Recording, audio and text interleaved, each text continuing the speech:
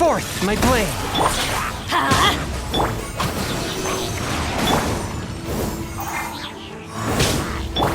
Spirit blade! Attack! Let's light it up! Stand clear! Rain outlines you!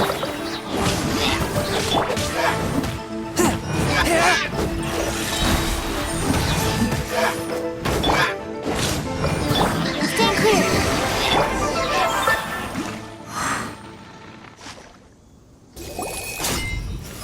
Those abyss mages just now. Were they trying to ambush us? No. They were just digging through these abandoned ruin guards looking for something of value.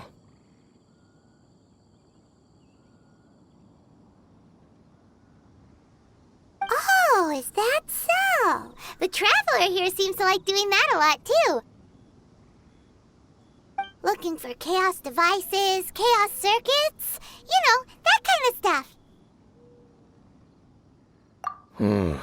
They wouldn't be searching for such ordinary objects. In fact, I was nearby investigating precisely because abyss mages often come out from that ruin to explore.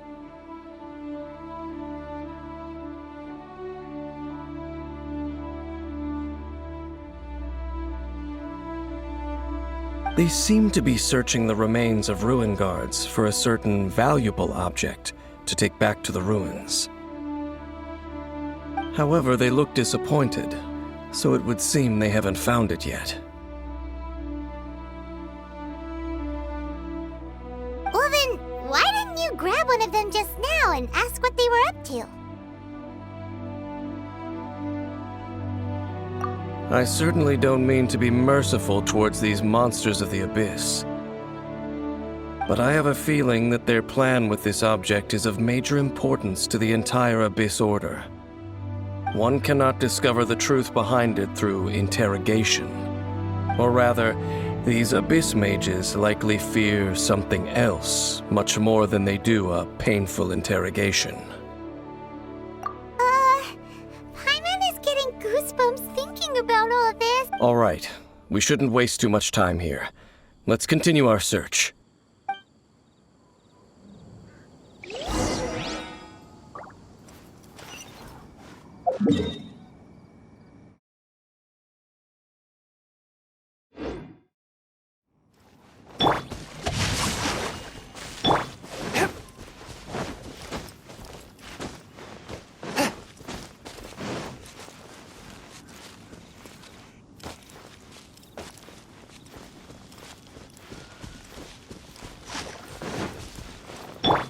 Time to act.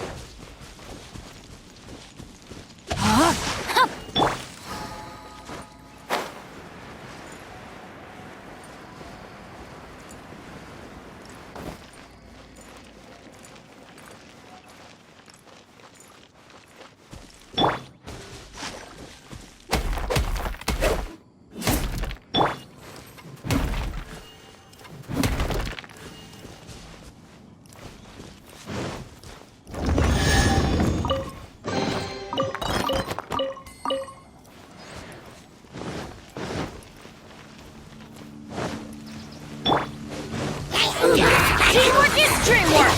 Let's light it! A touch of frost! Rain cutter! That's gonna hurt in the morning! Animal hypostasis, animal test 6308. Absorption. From whence you came!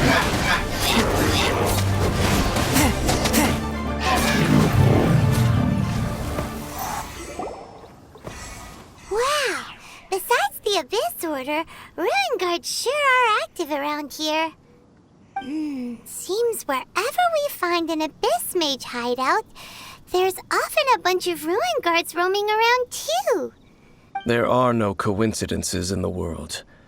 Everything is the fruit of seeds planted long ago. Just like your appearance in that tavern. Time is just waiting for those seeds to sprout. Forget it. Just some needless musings. The connection between the Abyss Order and the Ruin Guards is by no means incidental. Rather, they are both branches that have grown out and up from the same roots below. Branches? Roots? Both originate from an ancient nation that was destroyed 500 years ago. Khaenri'ah. Huh? Khaenri'ah? Really? The Abyss Order and Ruin Guards are left over from after the destruction of that nation? Oh, speaking of Khaenri'ah, that's really a super ancient name. Oh, right. As your guide, Paimon should explain a bit here. A long time ago, the nation of Khaenri'ah was... Huh? You have memories of being there. But that nation was destroyed 500 years ago. Is that so? Well, everyone has their secrets. You did not pry into mine, so I shall not pry into yours. But if you would like to tell me, I will listen. So, the Khaenri'ah you saw, what was it like?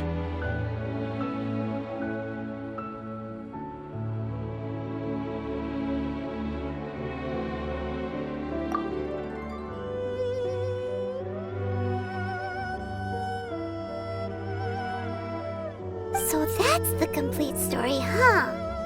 Paimon thought that you ran into that unknown god first. I see. So your first memory after coming to this world was being awoken by your sister from within that meteorite. It seems your sister woke up first. But the question is, how long before you? And then your sister told you that the destruction of Khaenri'ah plunged the whole world into chaos, and that you two should leave this world called Teyvat? The destruction of Khaenri'ah? She said that? That destruction you witnessed, that's history from 500 years ago. It seems the first time you awoke in this world was indeed during that period. Huh. So your sister must have understood this world better than you did, because she woke up first. And it was shortly after that that you encountered an unknown god who blocked your path, so you couldn't escape. Oh, Paimon knows this part really well. I understand. When you awoke at that time and hurriedly tried to leave for another world, you didn't know anything about Khaenri'ah. But now, since you have come to gain some understanding of Teyvat, you are able to guess that the war you witnessed all the... Ah, if that's the case, you must have been flipping through all sorts of books during our adventure these past few months. Before going to Mondstadt, you had just looked at some vague materials. Later, we managed to gather a whole bunch of old books from all around Mondstadt and Liyue, but you told Paimon they were useless. So, the whole time you were just trying to learn more about Khaenri'ah so you could find your sister? Oh, yeah. You can travel around the 7 nations to find the 7. But where can you go to find a nation that was destroyed 500 years ago? I probably know more about Khaenri'ah than both of you. Khaenri'ah was a nation without a god. Not because it had a god that died or abandoned them, but because it never had a god to begin with. It was a powerful nation, built purely by humans. An unprecedented, flourishing, and glorious civilization. It was the pride of humankind. A nation without a god? Later events unfolded just as you remember. It was all destroyed by gods. You mean that... 500 years ago, the gods descended upon the world and brought desolation to Khaenri'ah. The pride of humankind was uprooted and crushed, like a weed removed from the garden of the gods. How could that be? The history books don't say anything about that. Yes, well, continuing to discuss the past now will only dampen our spirits. Let's keep moving. I will tell you more of what you want to know as we continue our search.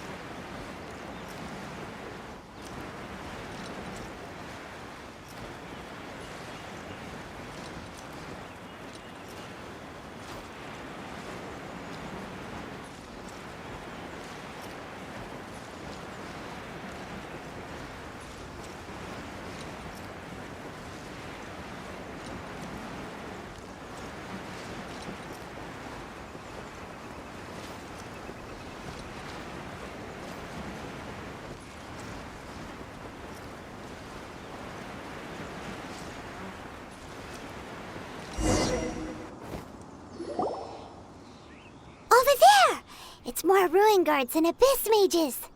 Dane was just saying how these ancient machines are from Conria. So, did Conria have a lot of ruins that needed to be guarded? No. Ruin Guard is the name modern people have given these machines. No one called them that 500 years ago.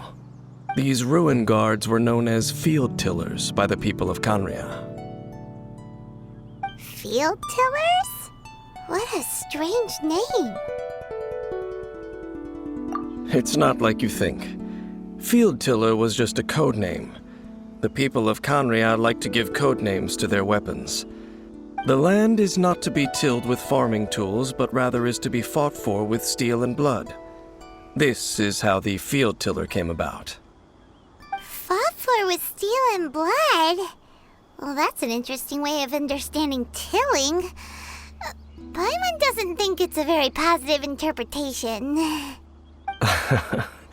After the destruction of Conria, these masterless field tillers went completely out of control. They wandered aimlessly over the centuries, gradually spreading to every corner of Teyvat. Perhaps resonating with the sorrow of other civilizations lost to time, they found their way to various ruins across the land, where they lie dormant. Well, that sounds so sad. Yeah, Paimon thinks you've been doing a real good job of that. Once you understand more, those details won't mean much to you.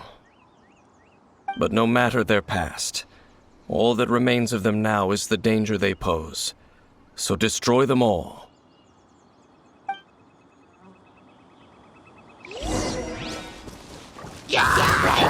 Absorption test! No, my sword! One with my blade. Animal test 6308.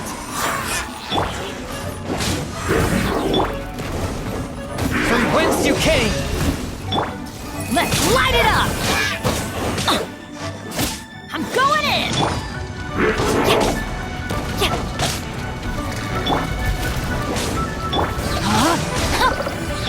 One with my blade. Stand clear!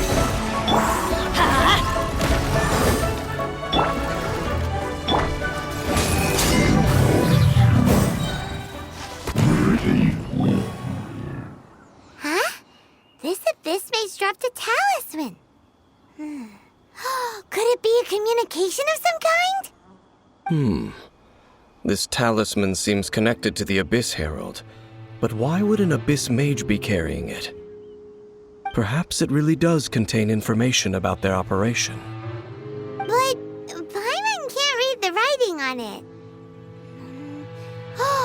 Is that the script of Conria?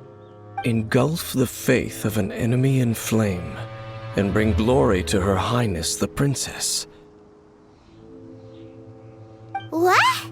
Is that what it says? Loom of Fate initial operation. They, the Abyss, seem to be carrying out a large operation. The keyword here is Loom of Fate. It seems like they are still launching the operation, or rather, are still conducting preliminary tests. Loom of Fate? What's that? Is it literally a fate-weaving machine? From the horrible feeling Paimon's been getting, those eerie ruins are super likely to be related to this fate-weaving operation. So, Dane, what message does this talisman contain?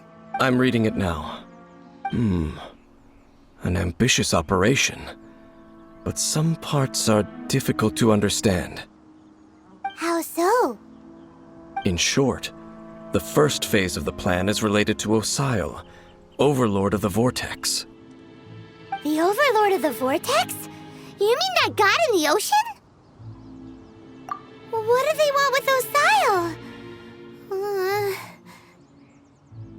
I know of your past heroics regarding Dvalin, and I also know of the Abyss Order's role in the Storm Terror incident. Though you may not have been aware of it at the time, you were thwarting an Abyss Order operation similar to this one. Last time it was Venti's old friend. This time it's a huge ancient god! The Abyss Order keeps setting their sights higher and higher! Will the Abyss Order use their lies and dark magic to corrupt Osile, just as they did Dvalin? No. From the contents of the talisman, this operation goes one step further. They won't just corrupt Osile's mind.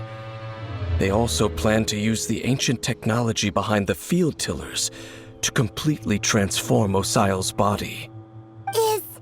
Is that even possible? So wait, the Abyss Order wants to make some sort of cybernetic squid god of mass destruction? Very few people today truly understand the civilization of Khaenri'ah. Though, of course, the accuracy of that understanding itself is difficult to judge. Only the Abyss Order has consistently sought out the remnants of Khaenri'ah. Despite being far from human, they seek out this lost human civilization quite persistently. The talisman's message states that they will use the defiled statue as a base, attaching Osile's limbs to construct a mechanized god. And the new core that shall replace the orb usually held by the Statue of the Seven is the eye of the very first field tiller. The eye of the very first field tiller? Oh, Paimon gets it! All those Abyss mages are looking for the special eye, right? It would seem so. This whole thing keeps getting more complicated. But basically, it all has to do with that eerie Statue of the Seven we saw, right? Yes. According to the talisman, the eye should be placed in the hands of the defiled statue, thereby imbuing the newly born god with the power to topple the divine thrones of Celestia. Oh boy, the Abyss Order sure isn't holding back with this plan. Since no one knows where the first field tiller is, how about we take the information about the statue as the starting point for our investigation?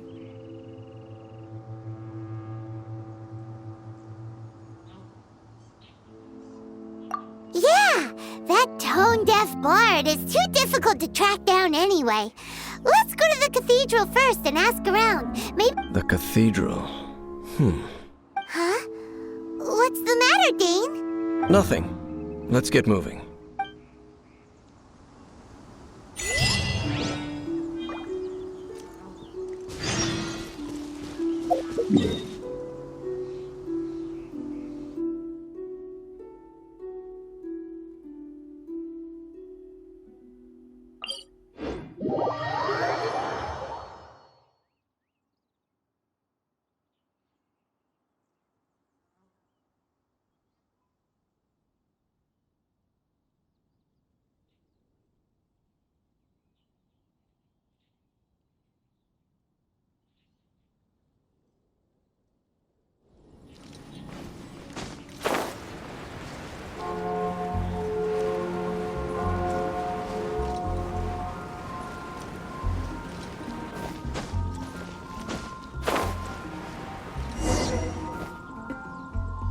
A huge statue, a grandiose cathedral. The people of Mondstadt clearly spent a great deal of resources and energy to construct them. But how aware of this was the Animal Archon on receiving this gift? And how much did he give back in return? Faith doesn't ask for anything in return, though, does it? As long as the gods have a clear conscience about it all, there's nothing I can say about it. Shh! We're about to enter the cathedral! Don't say anything bad about the Animal Archon! And actually, the Animal Archon is... never mind! I never specifically said I would enter the cathedral. I'll leave you two to mingle with the sisters. Huh? You are the honorary knight of Mondstadt. They will surely allow you to poke into these affairs with their utmost trust. Having me tag along would only make them suspicious. Correct. And just as our little friend said, I might say something bad about the church at any time. When a non-believer steps onto holy ground, the result is never pretty.